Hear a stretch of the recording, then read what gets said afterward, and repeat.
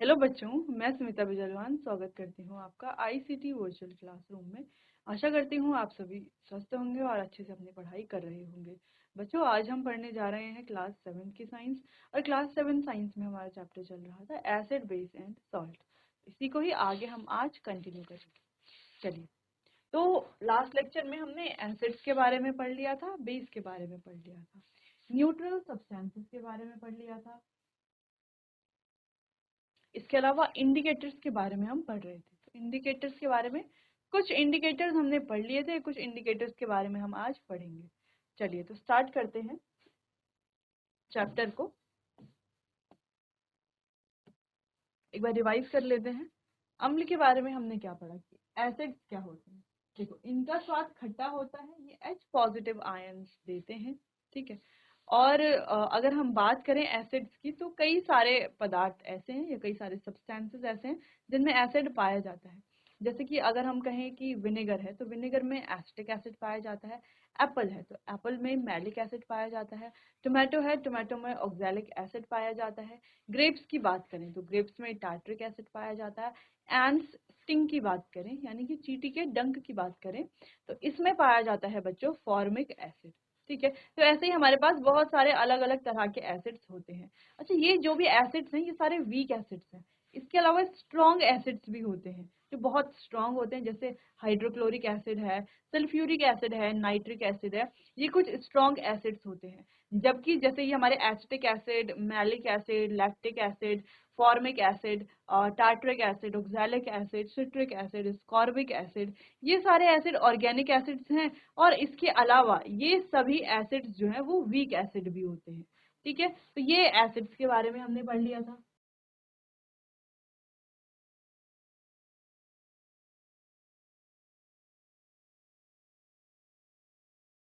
चलो, तो एक टेबल है जो बहुत इंपॉर्टेंट हमारे लिए है, जैसे जिसमें लिखा हुआ है कि कौन से जो एसिड है वो किस में पाई जाती है, क्या उसका सोर्स है। जैसे विनेगर है तो विनेगर में एसिटिक एसिड पाई जाती है। चींटी का डंक है तो उसमें फॉर्मिक एसिड पाई जाती है। सिट्रस फ्रूट हमारे हैं, जैसे कि खट्टे फल, जैसे कि ऑरेंज है, लेमन्स हैं, तो उनमें पाई जाती है सिट्रिक एसिड। कर्ड में पाई जाती है लैक्टिक एसिड। स्पिनच में पाई जाती है ऑक्सैलिक एसिड। पालक, स्पिनच यानी कि पालक। आंवला जो एक सिट्रस फ्रूट है, तो इसमें पाया जाता है सबसे ज्यादा विटामिन सी और पाई जाती है स्कॉर्बिक एसिड। टैमरिंड ग्रेप्स या अनराइप मैंगो, यानी कि इमली, अंगूर और कच्चे आम, इनमें पाई जाती है टार्टरिक एसिड, ठीक है। तो ये कुछ एसिड्स हैं जो इनके और कुछ इनके सोर्सेज हैं, ठीक है। फिर बेस की हमने बात कर ली थी। ये टेस्ट में बिटर होते हैं और स्वाद में कैसे, सॉरी, टेस्ट में, स्वाद में यानी कि कड़वे होते हैं, बिटर होते हैं, और टच करने पे साबुन जैसे होते हैं, ठीक है। जैसे साबुन होते हैं चिपचिपे से, ठीक है, वैसे ही ये टच करने में होते हैं, जो भी हमारे बेस हैं। एग्जाम्पल की बात करें तो डिटर्जेंट है, टूथपेस्ट है, फर्टिलाइजर्स हैं, इन सभी में बेस पाया जाता है। तो जब आप ब्रश करते हो, ठीक है, ब्रश करते हो, ब्रश करने के बाद आपको जो है अपने मुंह में कड़वा कड़वा स्वाद आता है। तो तुरंत ब्रश करने के बाद आप कुछ भी चीज खाते हो तो एक बिटर टेस्ट यानी कि कड़वा स्वाद आता है। तो वो किसकी वजह से आता है? वो आता है बेस की वजह से। B for base, B for bitterness, यानी कि जो भी हमारे बेसिस होते हैं वो स्वाद में कड़वे होते हैं, ठीक है। चलो, तो जैसे कि टूथपेस्ट की हमने बात की, इसमें पाया जाता है बेस, सोडियम फ्लोराइड। वैसे ही हमारे और भी अलग अलग हम एग्जाम्पल देख सकते हैं, जैसे साबुन है, ठीक है, या शैम्पू है।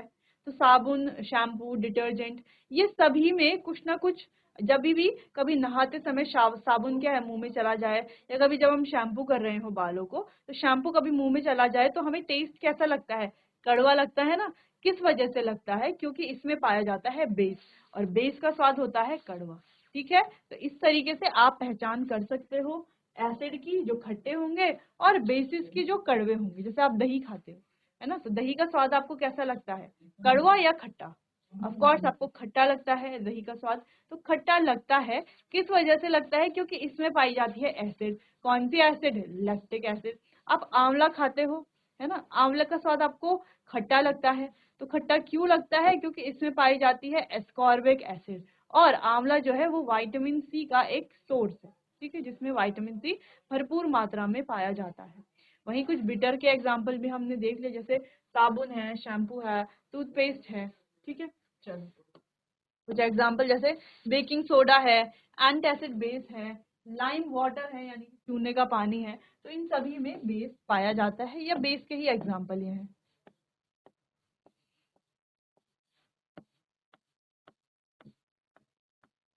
तो जैसे हमने एसिड के एग्जांपल्स देखे थे, सिट्रिक एसिड, स्कॉर्बिक, टार्ट्रिक, इसके अलावा हाइड्रोक्लोरिक एसिड, ठीक है, सल्फ्यूरिक एसिड, नाइट्रिक एसिड। वैसे हम बेस के एग्जांपल अगर हम देखें तो हैं sodium hydroxide, calcium hydroxide, ammonium hydroxide, magnesium hydroxide. तो ये हमारे कुछ बेसिस हैं, ठीक है, बेस है। फिर न्यूट्रल सब्सटेंस की बात करते हैं। अब देखो, हमने ये तो देख लिया कि जो एसिड हैं स्वाद में कैसे हैं, खट्टे हैं। जो बेस हैं वो स्वाद में कैसे हैं, कड़वे हैं। अब न्यूट्रल सब्सटेंस की अगर हम बात करें, यानी कि उदासीन पदार्थ की अगर हम बात करें, तो जिनका कोई टेस्ट नहीं होता, मतलब जिनका टेस्ट ना खट्टा होता है ना कड़वा होता है, जैसे कि नमक है। तो नमक ना खट्टा होता है और ना ही कड़वा होता है। नमक का तो टेस्ट ही अलग है, वो नमकीन होता है। शुगर की बात करें, चीनी, चीनी की बात करें तो चीनी भी खट्टी तो बिल्कुल नहीं होती और कड़वी तो बिल्कुल भी नहीं होती। तो चीनी का एक मीठा स्वाद है, अलग स्वाद है। तो जो ना खट्टा होता है ना कड़वा होता है, वो होता है बच्चों उदासीन पदार्थ, यानी कि न्यूट्रल सॉल्यूशन, न्यूट्रल सब्सटेंस। ठीक है, चलो ये पढ़ लिया था हमने। फिर हम बात कर रहे थे इंडिकेटर्स की, जिसको हम कहते हैं संकेतक। संकेतक कह लो या सूचक कह लो, सूचक भी कह सकते हो।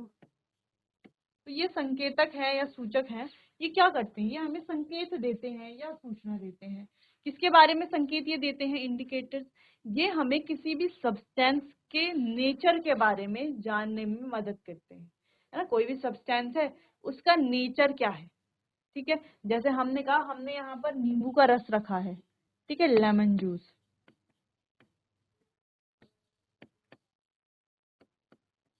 नींबू का रस रखा है, ठीक है।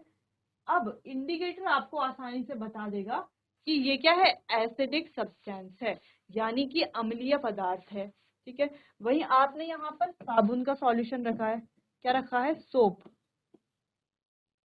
सोप का सॉल्यूशन रखा है, यानी कि साबुन का एक विलयन रखा हुआ है, ठीक है। तो इंडिकेटर आपको आसानी से बता देगा कि ये साबुन का सॉल्यूशन है। लेकिन इंडिकेटर की क्यों जरूरत है? देख करके हमें पता है ये साबुन का ये नींबू का रस है, तो ये एसिडिक ही होगा, है ना, एसिडिक होगा। हम इसको टेस्ट कर सकते हैं, खट्टा होगा तो एसिडिक होगा। वैसे ही सोप सॉल्यूशन है, तो क्या इसको भी टेस्ट करेंगे हम हर बार? करेंगे क्या टेस्ट? देखो, अगर हमें पहले से पता है सोप सॉल्यूशन है, तब तो हमें पता है ये बेसिक नेचर का है।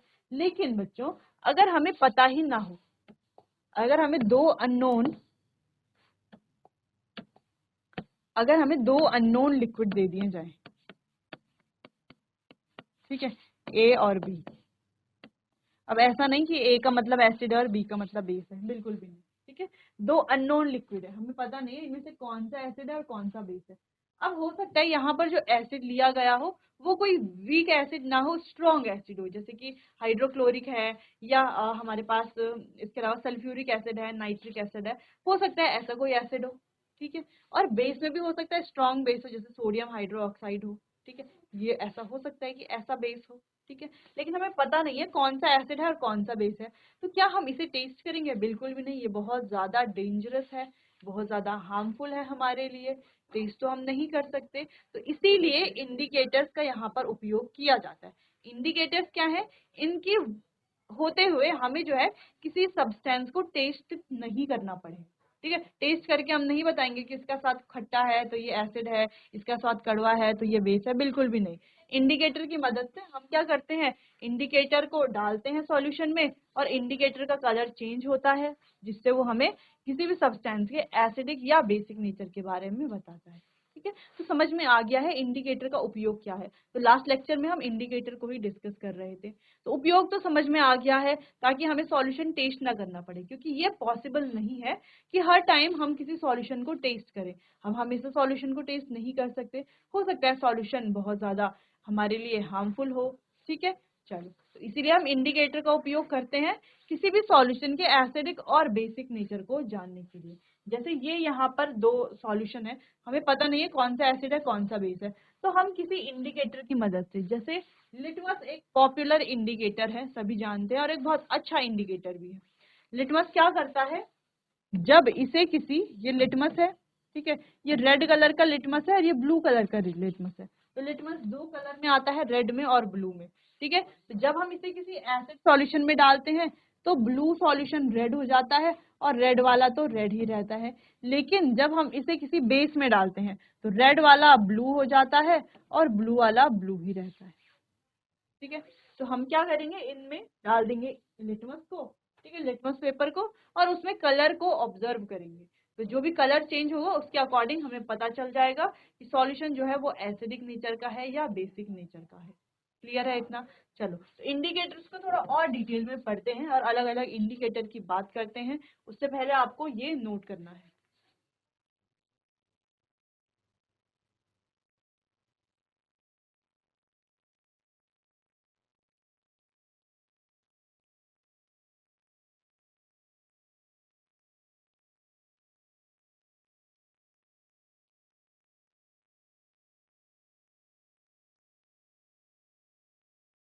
चलो आगे बढ़ते हैं। तो संकेतक क्या है ये तो हमने देख लिया। तो हमारे पास बहुत सारे इंडिकेटर्स है बच्चों, जैसे कि लिटमस है, टर्मरिक है, चाइना रोज है, फिनोल्फथालीन इंडिकेटर है। इसके अलावा एक और इंडिकेटर होता है, आप लिख सकते हो उसको, वो है मिथाइल ऑरेंज।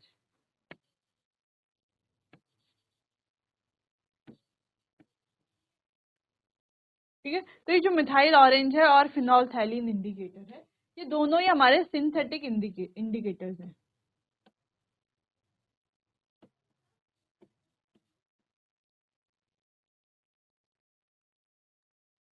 और बाकी के ये जो इंडिकेटर हैं, ये सारे हमारे नेचुरल इंडिकेटर्स हैं, यानी कि प्राकृतिक है। ठीक है, नेचुरल नेचुरल इंडिकेटर ही है। ठीक है, तो एक एक करके इंडिकेटर्स को पढ़ेंगे। नेचुरल इंडिकेटर से स्टार्ट करते हैं। चलो, तो सबसे पहले है नेचुरल इंडिकेटर, जो कि है हमारा लिटमस। ठीक है, इसके अलावा टर्मरिक भी है और भी है, तो लिटमस से स्टार्ट करते हैं। लिटमस एक प्रकार का प्राकृतिक सूचक है। ठीक है, इसको लाइकेन से एक्सट्रैक्ट किया जाता है। ठीक है, लाइकेन से बनाया जाता है ये। ठीक है, लाइकेन से बना सकते हैं इसे। अब ये जो है पर्पल कलर का होता है आसुत जल में, यानी कि डिस्टिल्ड वाटर में ये पर्पल कलर का होता है। तो जब किसी लिटमस को एक एसिडिक सॉल्यूशन में डालते हैं तो ये लाल रंग का हो जाता है, और जब इसे बेसिक सॉल्यूशन में डालते हैं तो ये नीले रंग का हो जाता है। ठीक है, जनरली हमारे पास दो तरह के इंडिकेटर्स हैं। एक लाल इंडिकेटर है इस तरीके से,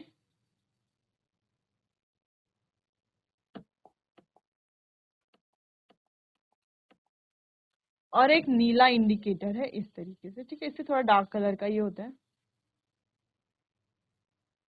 इस तरीके से दो इंडिकेटर हमारे पास हैं। अब क्या होता है, इस तरीके से दो स्ट्रिप्स होती हैं, रेड इंडिकेटर की और ब्लू इंडिकेटर की। अब होता क्या है बच्चों, ये जो रेड इंडिकेटर है, जब कोई सॉल्यूशन एसिड होता है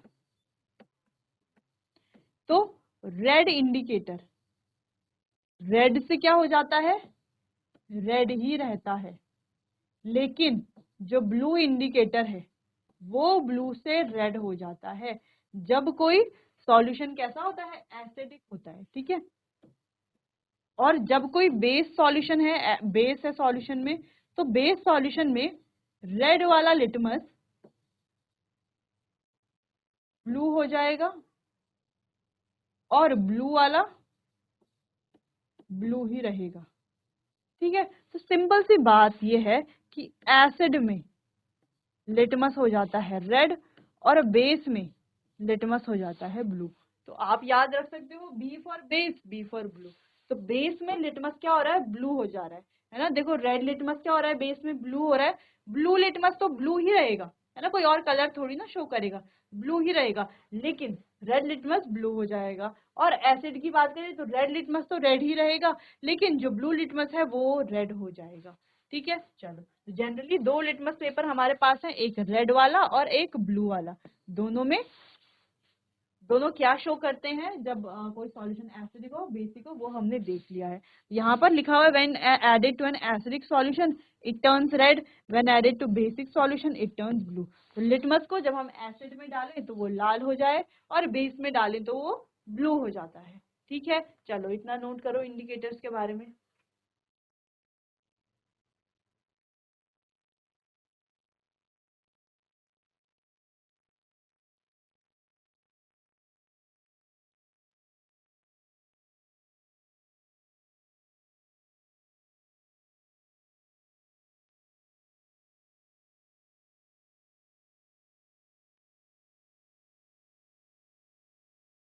चलो आगे बढ़ते हैं। तो सेम यहाँ पर भी सेम एक परीक्षण किया गया है। ठीक है, तो क्या बता रहा है, ये जो सॉल्यूशन है, ये लिटमस देखो पहले कैसा था, ब्लू था, अब सॉल्यूशन में डालते ही इसका कलर चेंज होने लगा है, ये रेड होने लगा है। तो लिटमस का कलर पहले ब्लू था, अब रेड होने लगा है, यानी कि लिटमस ये जो सॉल्यूशन है ये कैसा है, एक एसिडिक सॉल्यूशन होगा। वहीं आप यहाँ पर देखो थोड़ा। ठीक है, अब इस यहाँ पर क्या आपको दिखाई दे रहा है कि ये लिटमस पहले कैसे दिख रहा है, रेड दिख रहा है। ठीक है, लेकिन जैसे इसको इस सॉल्यूशन में डिप किया, तो सॉल्यूशन में डिप करते ही ये कैसा दिख होने लग रहा है, ब्लू होने लग रहा है, यानी कि ब्लू हो रहा है। तो रेड से ब्लू होना, यानी कि ये जो सॉल्यूशन है वो कैसा सॉल्यूशन है, एक बेसिक सॉल्यूशन है। ठीक है, क्लियर है, दोनों में डिफरेंस आपको समझ में आ गया होगा कि एसिड में क्या डिफरेंस है। एसिड में जो है सॉल्यूशन, सॉरी, एसिड में जो है लिटमस पेपर कैसे जो है ब्लू से रेड हो जाता है, और बेस में कैसे लिटमस पेपर रेड से ब्लू हो जाता है। और अगर लिटमस पेपर पहले से ही ब्लू है तो वो ब्लू ही रहेगा। ठीक है, उसमें कोई चेंज नहीं आएगा। मेन मतलब ये है कि लिटमस पेपर बेस में ब्लू होगा, अब रेड है तो ब्लू होगा, और ब्लू ही है तो भी ब्लू ही होगा। ठीक है, चलो, अब यहाँ पर कुछ एक टेबल दी गई है। ठीक है, अब टेबल में कुछ अलग अलग सॉल्यूशंस दिए गए हैं। ठीक है, अब ये जो अलग अलग सॉल्यूशंस यहाँ पर दिए गए हैं, ठीक है, इनका देखा गया है कि लिटमस में, दोनों लिटमस में, रेड में और ब्लू में क्या इफेक्ट है, और क्या इनका जो आंसर आता है, फाइनल जो इनका ऑब्जर्वेशन करके जो फाइनल कंक्लूजन आता है वो हमने यहाँ पर लिखा है। जैसे एक एग्जांपल ले लेते हैं, इसमें से शैम्पू का एग्जांपल लेते हैं। तो शैम्पू जो है इफेक्ट ऑन रेड पेपर, तो रेड लिटमस पेपर में ये क्या करता है, चेंज टू ब्लू हो जाता है, चेंज टू ब्लू। शैम्पू क्या करता है, रेड लिटमस पेपर पर क्या इफेक्ट पड़ता है, रेड लिटमस पेपर पर ये क्या हो जाता है, ब्लू में चेंज हो जाता है। और ब्लू लिटमस पर इसका क्या इफेक्ट पड़ता है, ब्लू लिटमस में ये कोई चेंज नहीं करता, ब्लू में ब्लू ही रहता है। इसका मतलब ये जो शैम्पू का सॉल्यूशन है वो कैसा है, एक बेसिक सॉल्यूशन है। ठीक है, तो ये वाला पॉइंट यहाँ पे थोड़ा गड़बड़ हो रखा था, तो हमने सही कर दिया है। इसके अलावा विनेगर में देखते हैं, चलो, एट्थ विनेगर। अब विनेगर हमें पता है ना, यहाँ पर लिखा हुआ है, वैसे हमें पता है विनेगर में होती है एसिटिक एसिड, CH3COOH। ठीक है, एसिटिक एसिड है तो ये क्या करेगा, ये क्या करेगा, क्या ये रेड लिटमस पर कोई इफेक्ट करेगा, क्योंकि इसमें पहले से एसिड, हमें पता है एसिड है, तो ये रेड में चेंज होना चाहिए, एसिड है तो रेड लिटमस पर तो कोई इफेक्ट नहीं करेगा, लेकिन ब्लू पर इफेक्ट करेगा। ब्लू को किस में बदल देगा, रेड में बदल देगा। तो देखो ये विनेगर है, विनेगर का रेड लिटमस पेपर पर कोई इफेक्ट नहीं पड़ता, नो चेंज, कोई प्रभाव नहीं पड़ेगा, लेकिन ब्लू लिटमस पेपर पर प्रभाव पड़ता है, और ब्लू को ये किसमें चेंज कर देता है, रेड में चेंज कर देता है, जिससे कि हमें पता चल गया कि ये सॉल्यूशन कैसा है, एक एसिडिक सॉल्यूशन है। ठीक है, तो काफी सारे एग्जांपल्स यहाँ पर हैं, जैसे कि बेकिंग सोडा है, मिल्क ऑफ मैग्नीशिया है, वॉशिंग सोडा है, लाइम वाटर है, शुगर सॉल्यूशन यानी कि चीनी का सॉल्यूशन। अब चीनी का सॉल्यूशन, अब हमें ये पता है कि चीनी जो है वो तो न्यूट्रल होती है ना, ना वो खट्टी है ना कड़वी है, तो कैसी है, न्यूट्रल है ना, बिल्कुल अलग इसका टेस्ट होता है। तो इसका क्या इफेक्ट होगा, तो देखो ये जो चीनी है ये न्यूट्रल, हमें पता है न्यूट्रल है, तो इसका लिटमस पेपर पर रेड पर कोई चेंज नहीं होगा, कोई इफेक्ट नहीं पड़ेगा और ब्लू पर भी कोई इफेक्ट नहीं पड़ेगा। तो इसीलिए यहाँ पर लिखा गया है न्यूट्रल, यानी कि न्यूट्रल सब्सटेंस जिनका एसिडिक और बेसिक यानी कि लिटमस पर कोई इफेक्ट नहीं पड़ता, वो हमारा क्या है, न्यूट्रल सॉल्यूशन है। क्लियर है इतना? चलो तो आप ये टेबल नोट कर लो, यहाँ पर आप इनको परफॉर्म भी कर सकते हो इस एक्टिविटी को।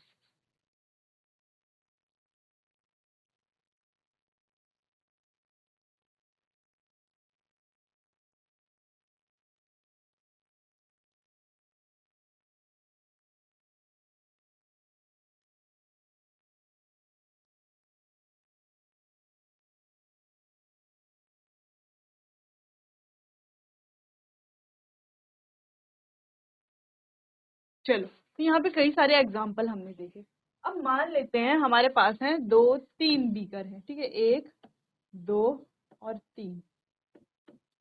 तीनों बीकर पर ए बी और सी सॉल्यूशन है। ये कोई सॉल्यूशन है। अभी तक तो हम सॉल्यूशन का नाम पता था और हम बता रहे थे लिटमस पर क्या इफेक्ट पड़ता है। अब हमें सॉल्यूशन का नाम नहीं पता, अब हमें बताना है अब कि कौन सा सॉल्यूशन होगा। अब यहाँ पर हमने डाला है रेड लिटमस पेपर और ये रेड चेंज हो रहा है ब्लू में। यहाँ पर हमने डाला है ब्लू लिटमस पेपर और ये ब्लू चेंज हो रहा है रेड में। और यहाँ पर हमने डाला है रेड ब्लू दोनों लिटमस पेपर, रेड भी है और ब्लू भी है। और ये रेड जो है रेड ही रह रहा है और ये ब्लू ब्लू ही रह रहा है, ठीक है, कोई चेंज यहाँ पर नहीं आ रहा। तो आप बता सकते हो कि जो सॉल्यूशन ए है, सॉल्यूशन बी है और सॉल्यूशन सी है, तीनों सॉल्यूशंस का नेचर क्या क्या होगा। तो आप बता सकते हो। तो देखो आप कोशिश करोगे बताने की, ठीक है। तो सॉल्यूशन ए है, इसमें हमने ये डाला है लाल लिटमस पेपर और ये हो रहा है नीला।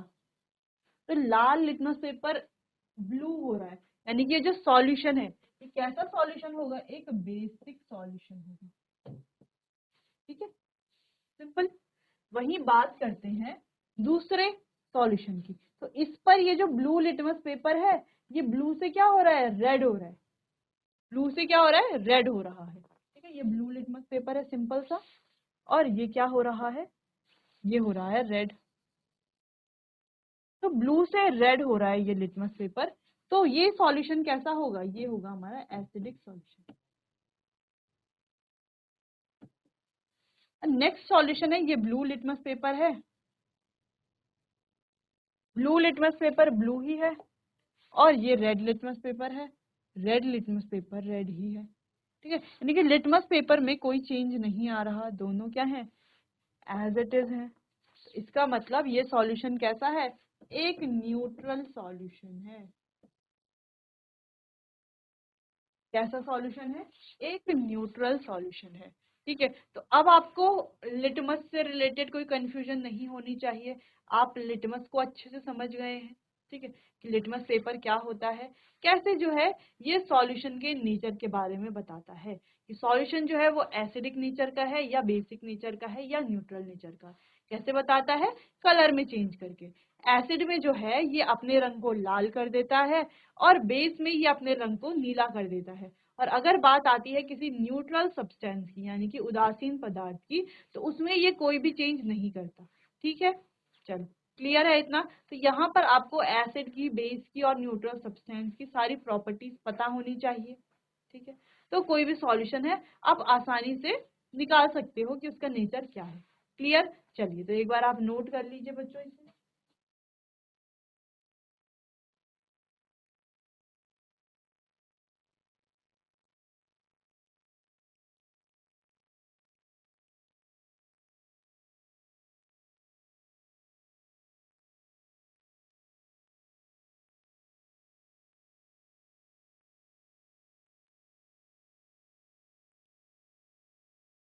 चलिए तो यहाँ पर हमने कंप्लीट कर लिया है लिटमस।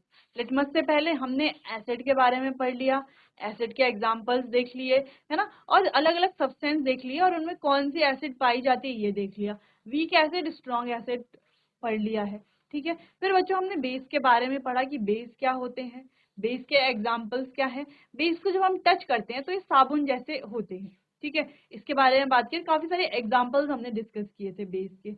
फिर हमने पढ़ा इंडिकेटर्स के बारे में। इंडिकेटर्स से पहले हमने न्यूट्रल सब्सटेंसेस के बारे में पढ़ा कि जो ना एसिडिक होते हैं ना बेसिक होते हैं, यानी कि अगर हम सिंपली कहें कि जो ना खट्टे होते हैं ना कड़वे होते हैं, वो हमारे न्यूट्रल सब्सटेंस होते हैं। तो इसके एग्जांपल जैसे कि चीनी है, नमक है, ये हमने पढ़ लिया था। फिर हमने बात की इंडिकेटर की, जो हमें किसी भी सब्सटेंस के नेचर के बारे में बताते हैं कि वो एसिडिक नेचर का है, बेसिक नेचर का है या न्यूट्रल नेचर का है। तो हमने इस टेबल के माध्यम से भी पढ़ लिया है, एसिडिक, बेसिक और न्यूट्रल सब्सटेंसेस को समझ लिया है कि कैसे ये सब्सटेंस होते हैं, कैसे इनके नेचर को हम बता सकते हैं कि कौन सा सब्सटेंस किस नेचर का है। अब आता है हमारा नेक्स्ट इंडिकेटर जो कि है टर्मरिक। अब टर्मरिक इंडिकेटर को हम पढ़ेंगे अपने आने वाले अगले सेशन में। तब तक के लिए आपका बहुत बहुत धन्यवाद।